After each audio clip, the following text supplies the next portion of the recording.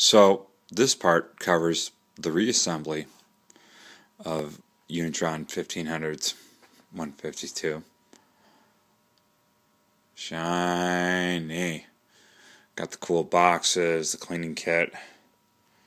Right? Somebody pinch me. The more I read about this, the more I understand how fortunate I have become.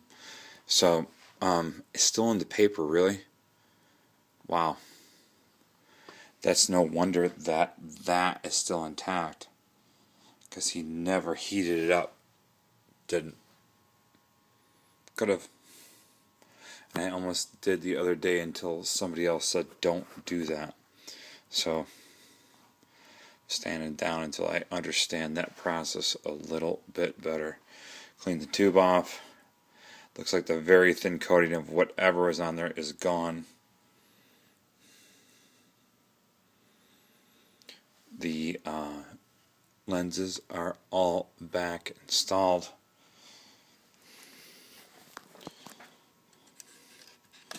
As that will testify to. Really?